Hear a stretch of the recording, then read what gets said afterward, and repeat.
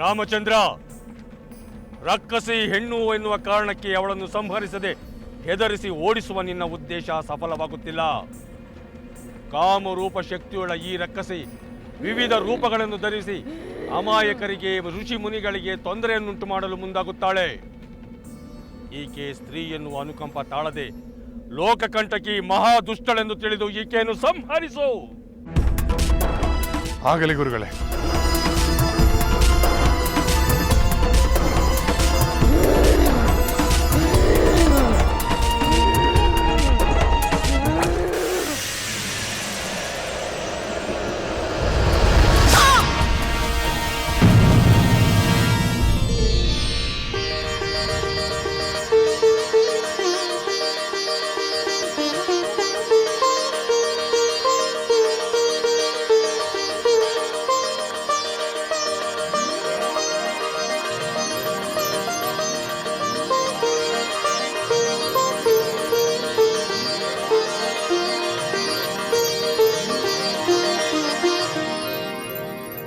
ಮಹರ್ಷಿ, ಲೋಕಕಂಟಕಳಾದ ತಾಟಕಿಯನ್ನು ಶ್ರೀರಾಮಚಂದ್ರನಿಂದ ಸಂಹಾರ ಮಾಡಿಸಿ ಲೋಕೋಪಕಾರ ಮಾಡಿಸಿದಿರಿ. ಶ್ರೀರಾಮಚಂದ್ರನ ಶೌರ್ಯ ಪರಾಕ್ರಮಕ್ಕೆ ತಕ್ಕಂತೆ ತಮಗೆ ತಿಳಿದಿರುವ 100 ಅಸ್ತ್ರ ಪ್ರಯೋಗಗಳನ್ನು ಶ್ರೀರಾಮಚಂದ್ರನಿಗೆ ಉಪದೇಶಿಸಿ ಮುಂದಿನ ಮಹಾಕಾರ್ಯಕ್ಕೆ ನಿಮ್ಮ ಅಸ್ತ್ರೋಪದೇಶ ನಾಂದಿಯಾಡಬಹುದು. ನಿಮಗೆ ಒಳ್ಳೆಯದಾಗಲಿ. ರಾಮ, ಲಕ್ಷ್ಮಣ, ಶುಭಮಸ್ತು.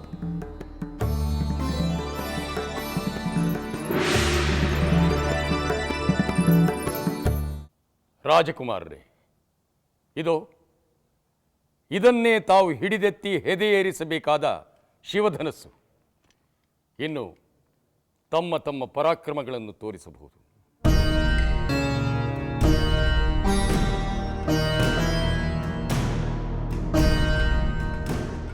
ಅಂಗದೇಶದ ಅಂಗರಾಜರೇ, ಅಂಗವಂಗಗಳಿಂದ ಕಾಂಬೂಜರೇ, ದಕ್ಷಿಣ ರಾಜ್ಯಗಳ ಸಿಂಹಾಸನಾಧೀಶರೇ, ರಾಜಕುಮಾರರೇ, ಮಂತ್ರಿಮಾನ್ಯರೇ,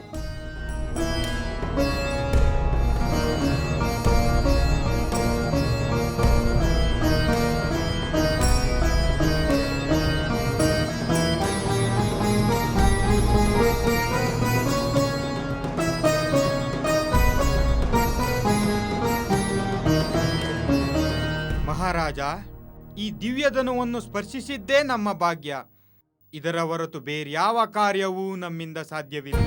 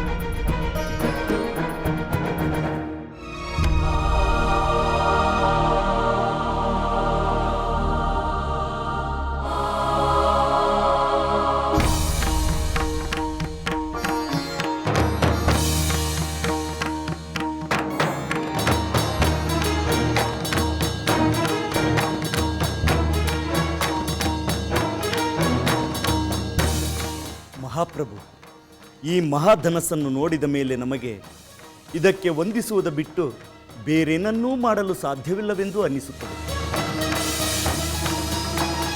ನಾವಿನ್ನು ಬರುತ್ತೇವೆ.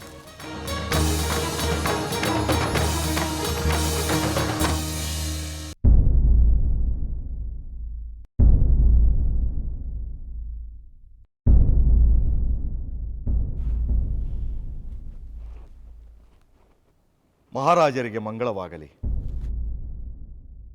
ಗುರುಗಳಿಗೆ ನಮೋ ನಮಃ.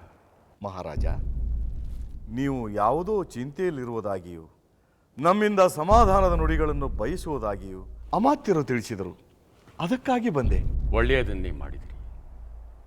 ಸೀತಾ ಸ್ವಯಂವರದ ವಿಚಾರ ನನ್ನನ್ನು ಬಾಧಿಸುತ್ತಿದೆ ಗುರುದೇವ. ಸ್ವಯಂವರಕ್ಕೆ ಆಗಮಿಸಿದ ರಾಜರುಗಳೆಲ್ಲ ಶಿವಧನಸ್ಸನ್ನು ಎತ್ತುವ ಪ್ರಯತ್ನವನ್ನೇ ಮಾಡಲಿಲ್ಲವಲ್ಲ. ಹೀಗಾದರೆ ಶಿವಧನಸ್ಸನ್ನು ಎತ್ತುವ ಪರಾಕ್ರಮಶಾಲಿ ಈ ಭೂಮಂಡಲದಲ್ಲಿ ಯಾರೂ ಇಲ್ಲವೇ? ಇದ್ದಲ್ಲಿ ಅವರುಗಳು ಸ್ವಯಂವರಕ್ಕೆ ಬರುವ ಸಾಧ್ಯತೆಗಳಾದರೂ ಇವೆ. ಎಲ್ಲವೂ ಇದೆ ಮಹಾರಾಜ. ಆದರೆ ಅದಕ್ಕಾಗಿ ನಾವು ಕಾಲವನ್ನು ಕಾಯಬೇಕಾಗಿದೆ. ನಿನ್ನ ವಂಶದ ಕೀರ್ತಿಯನ್ನು, ಸೀತೆಯ ಅಸಾಮಾನ್ಯ ಗುಣಗಳ ವಿಚಾರವನ್ನು ತಿಳಿದ ಮೋಹಿತರಾದ ಅಲ್ಪಬಲದ ರಾಜಕುಮಾರರು ಉತ್ಸಾಹದಿಂದ ಆರಂಭದಲ್ಲಿ ಬಂದು ಸ್ವಯಂವರದ ಸವಾಲನ್ನು ಎದುರಿಸಲು ಬಲಸಾಲದೆ ಹೊರಟು ಹೋದರು. ಆದರೆ ನಿಜವಾದ ಪರಾಕ್ರಮಶಾಲಿ, ಸೀತೆಗೆ ಅನುರೂಪನಾದವರ ಸ್ವಲ್ಪ ತಡವಾದರೂ ಬರುತ್ತಾನೆ, ಬಂದೇ ಬರುತ್ತಾನೆ. ಸ್ವಯಂವರದಲ್ಲಿ ಗೆದ್ದು ಸೀತೆಯನ್ನು ವರಿಸುತ್ತಾನೆ. ಆಗಲಿ ಗುರುದೇವ, ತಾವು ಹಾರೈಸಿದ ಆ ಶುಭ ದಿನ ಆದಷ್ಟು ಬೇಗ ಬರಲಿ. ಕಲ್ಯಾಣ ಮಸ್ತು. ಮುನಿಪುಂಗವ ನಮೋ ನಮಃ. ಮುನಿಪುಂಗವ ನಮೋ ನಮಃ. ದಿವ್ಯಾಸ್ತ್ರ ಪ್ರಾಪ್ತಿರಸ್ತ. ತಾಟಕಿಯನ್ನು ಕೊಂದು ನನಗೆ ಆನಂದವನ್ನುಂಟು ಮಾಡಿದ್ದೀ. ನಾನು ನಿನಗೆ ದಿವ್ಯಾಸ್ತ್ರಗಳನ್ನು ಉಪದೇಶಿಸುತ್ತೇನೆ. ಪೂಜ್ಯರೇ, ತಮ್ಮಿಂದ ಪಡೆದ ದಿವ್ಯಾಸ್ತ್ರದ ಉಪದೇಶವನ್ನು ನಾನು ನಂತರ ನನ್ನ ತಮ್ಮನಾದ ಲಕ್ಷ್ಮಣನಿಗೆ ಉಪದೇಶಿಸುತ್ತೇನೆ. ಅಗತ್ಯವಾಗಿ ಉಪದೇಶಿಸು. ಹೇಗಿದ್ದರೂ ಮುಂದೆ ನೀವಿಬ್ಬರು ಜೊತೆಯಾಗಿ ರಾಕ್ಷಸರನ್ನು ಸಂಹಾರ ಮಾಡುತ್ತೀರಲ್ಲ. ನಾನೀಗ ಪೂರ್ವಾಭಿಮುಖವಾಗಿ ಕುಳಿತು ನಾನು ಉಪದೇಶಿಸುವ ದಿವ್ಯಾಸ್ತ್ರಗಳ ಫಲಾಫಲಗಳನ್ನು ವಿವರಿಸುತ್ತೇನೆ.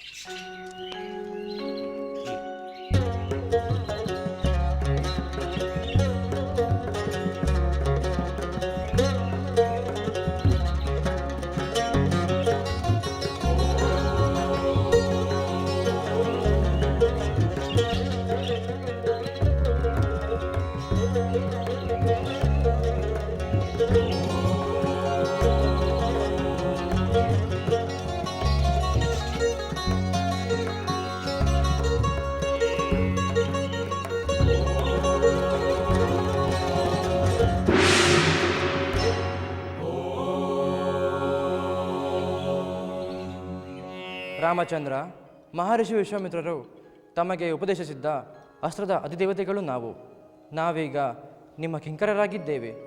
ತಾವು ಏನೇ ಆಜ್ಞೆ ಮಾಡಿದರೂ ಅದನ್ನು ಪಾಲಿಸಲು ಸಿದ್ಧರಿದ್ದೇವೆ. ಆಗಲಿ.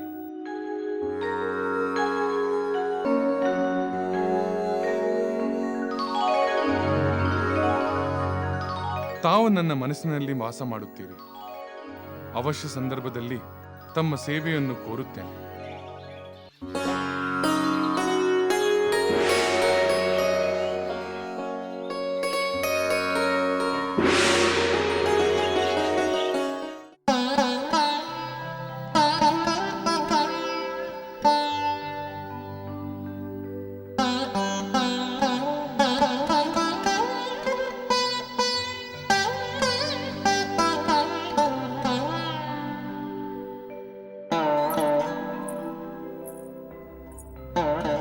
ಮಾತಾಶ್ರೀ.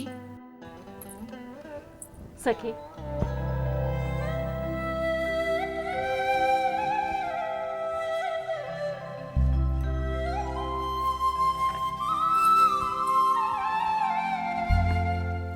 ಬಾ ಸೀತೆ, ಕುಳಿತುಕೋ.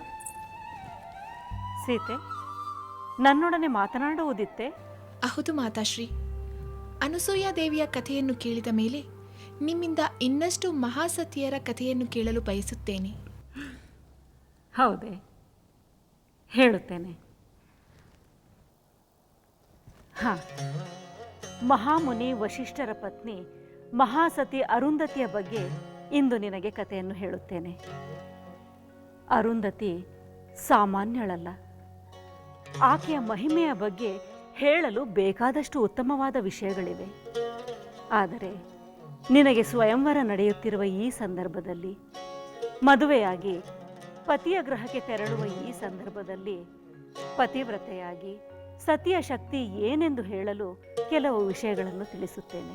ಮಾತಾಶ್ರೀ, ಅರುಂಧತಿ ದೇವಿಯು ಕೂಡ ಅನಸೂಯ ದೇವಿಯ ಹಾಗೆ ಅಸಾಧ್ಯವಾದದ್ದನ್ನು ತನ್ನ ತಪಶಕ್ತಿಯಿಂದ ಸಾಧ್ಯವಾಗಿಸಿದಳೆ. ಹೌದು ಸೀತೆ, ಅರುಂಧತಿಯ ಇಂತಹ ಶಕ್ತಿಯನ್ನು ಪರೀಕ್ಷಿಸಿ ಕೃಪೆ ಮಾಡಿದ್ದು ಯಾರು ಗೊತ್ತೇ? ಯಾರು ಮಾತಾಶ್ರೀ? ಬೇರೆ ಯಾರೂ ಅಲ್ಲ, ತ್ರಿನೇತ್ರನು, ತ್ರಿಶೂಲಪಾಣಿಯು, ಕೈಲಾಸವಾಸಿಯೂ ಆದ ಆ ಪರಮೇಶ್ವರ. ಹೌದೇ? ಪರಮೇಶ್ವರ ಹೇಗೆ ಅರುಂಧತಿಯನ್ನು ಪರೀಕ್ಷಿಸಿದ? ಹೇಳುತ್ತೇನೆ. ಒಮ್ಮೆ ಸಪ್ತರ್ಷಿಗಳು ಇದ್ದ ಪ್ರದೇಶದಲ್ಲಿ ಬರಗಾಲ ಉಂಟಾಗಿ ಸಪ್ತರ್ಷಿಗಳು ಆಹಾರವನ್ನು ಹುಡುಕಲು ಬೇರೆ ಪ್ರದೇಶಕ್ಕೆ ಹೊರಟರು. ಅರುಂಧತಿಯನ್ನು ಆಶ್ರಮದಲ್ಲೇ ಬಿಟ್ಟು ಹೊರಟು ಹೋದರು. ಇಂತಹ ಸಂಕಷ್ಟದ ಸಂದರ್ಭದಲ್ಲಿ ಅರುಂಧತಿ ಇದ್ದ ಆಶ್ರಮಕ್ಕೆ ಆ ಪರಮೇಶ್ವರನು ಬ್ರಾಹ್ಮಣನ ರೂಪದಲ್ಲಿ ಬಂದ. ಆಗ ಭವತಿ ಭಿಕ್ಷಾಂದೆ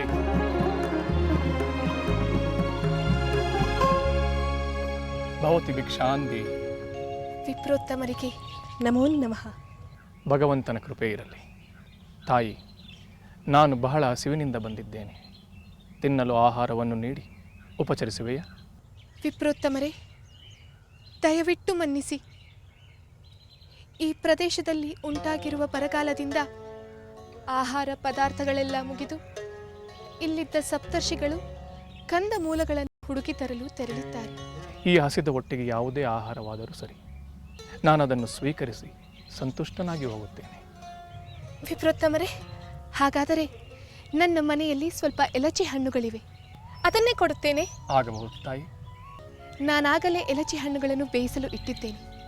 ದಯಮಾಡಿ ಒಳಗೆ ಬನ್ನಿ.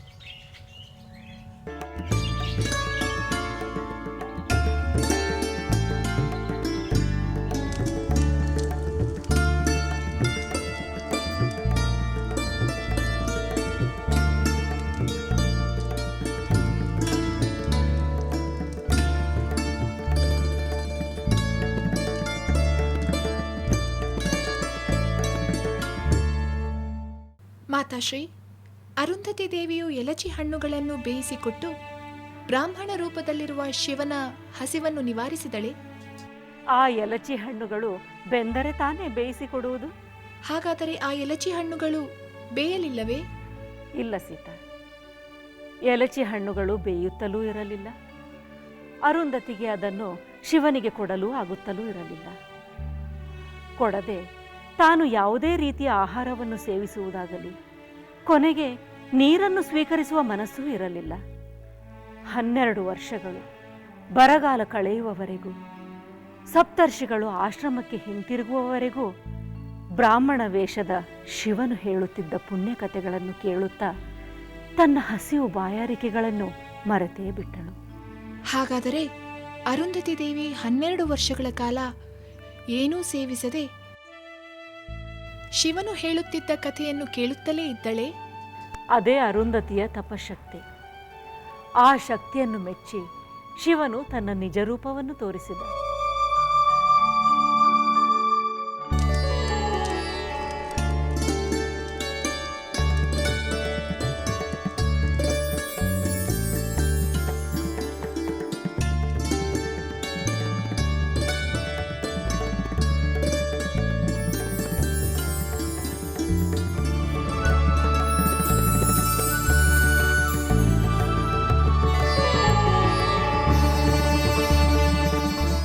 ಗಂಗಾಧರನಿಗೆ ನಮೋ ನಮಃ.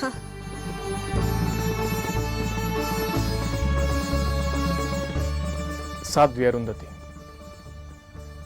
12 ವರ್ಷಗಳ ಕಾಲ ನಾನು ಹೇಳಿದ ಕಥೆಯನ್ನು ಕೇಳುತ್ತಿದ್ದ ನಿನ್ನ ಶ್ರದ್ಧೆಗೆ ನಾನು ಮೆಚ್ಚಿದ್ದೇನೆ. ಪರಮೇಶ್ವರ, 12 ವರ್ಷಗಳು ಕಳೆದು ಹೋದವೆ. ಹೌದು ಅರುಂಧತಿ, ಅತ್ತ 12 ವರ್ಷಗಳು ಕಳೆದು ಹೋದವು. ಇತ್ತ ಬರಗಾಲವು ಮುಗಿಯಿತು. ಇನ್ನು ಮುಂದೆ ಇಲ್ಲಿ ಎಲ್ಲ ಸಮೃದ್ಧಿ. ಸಪ್ತ ಋಷಿಗಳು ಹಿಂತಿರುಗುತ್ತಿದ್ದಾರೆ. 12 ವರ್ಷಗಳ ಕಾಲ ನಾನು ಹೇಳಿದ ಕಥೆಯನ್ನು ಕೇಳುತ್ತಿದ್ದ ನೀನು ಒಂದು ತಪಸ್ಸನ್ನು ಮಾಡಿದಂತೆಯೇ ಸರಿ.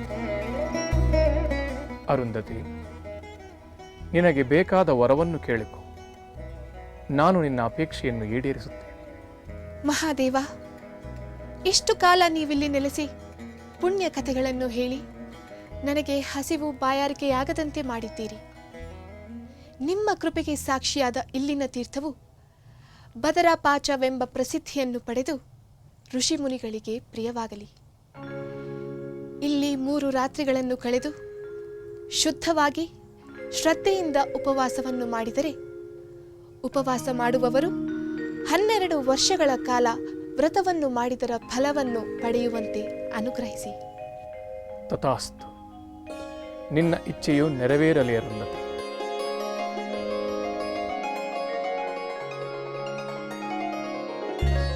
ಮಹಾಚರಿತ್ರವತಿಯಾದ ಅರುಂಧತಿ ದೇವಿಯ ಕಥೆಯನ್ನು ಕೇಳಿ ನನಗೆ ಆನಂದವಾಗಿದೆ. ಈ ರೀತಿಯ ಶಕ್ತಿಯನ್ನು ಸತಿತ್ವದಿಂದ ಗಳಿಸಿದರೆ ದೇವದಾನವ ಯಕ್ಷ ಗಂಧರ್ವರಿಂದಾಗಲಿ ಮಹಾಪರಾಕ್ರಮಿಯಾದ ಮಾನವರಿಂದಾಗಲಿ ಹೆಣ್ಣಿನ ಚರಿತ್ರೆ ತೇಜಸ್ಸನ್ನು ಕಳೆಯಲು ಸಾಧ್ಯವಿಲ್ಲ. ಅಂತಹ ಮಹಿಮೆಯನ್ನು ಮಹಾಸತಿ ಅರುಂಧತಿಯ ಕಥೆಯ ಸ್ಫೂರ್ತಿಯಿಂದ ನೀನು ಗಳಿಸಬೇಕು ಸೀತೆ.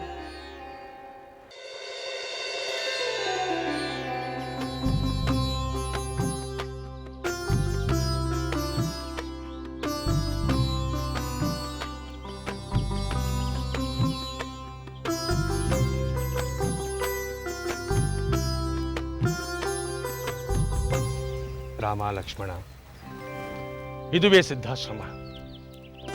ನಾನಿನ್ನು ಯಜ್ಞ ಕಂಕಣವನ್ನು ತೊಟ್ಟು ಯಜ್ಞಕ್ಕೆ ಸಿದ್ಧನಾಗುತ್ತೇನೆ. ಒಮ್ಮೆ ಕಂಕಣವನ್ನು ತೊಟ್ಟ ಮೇಲೆ ಮೌನವ್ರತವನ್ನು ಪಾಲಿಸುತ್ತೇನೆ. ನೀವು ಯಜ್ಞ ವೇದಿಕೆಯ ಬಳಿಯೇ ಸನ್ನದ್ಧರಾಗಿ ಆ ರಾಕ್ಷಸಾಧಮರುಗಳಿಂದ ಯಜ್ಞವನ್ನು ರಕ್ಷಣೆ ಮಾಡುವ ಜವಾಬ್ದಾರಿ ತಮ್ಮದು.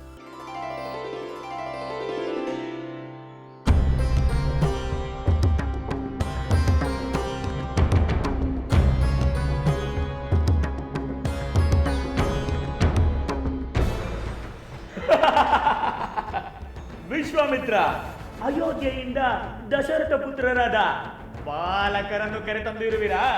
ಇವರು ನಮ್ಮ ಶಕ್ತಿಯ ಮುಂದೆ ಗರಿಕೆಗೂ ಸಮವಲ್ಲ.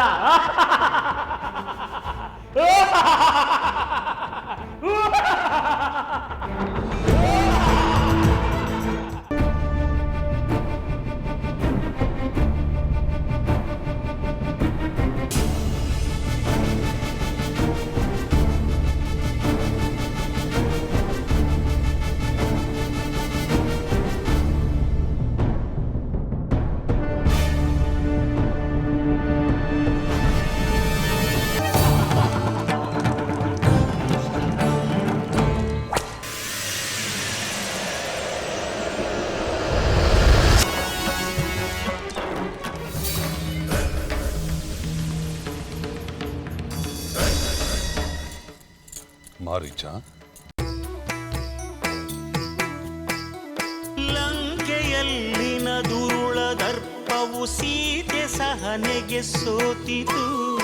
ಅಂಕೆ ಇರದ ಅಸುರ ಕುಲವು ರಾಮ ಬಾಣಕ್ಕೆ ಅಡಗಿತು.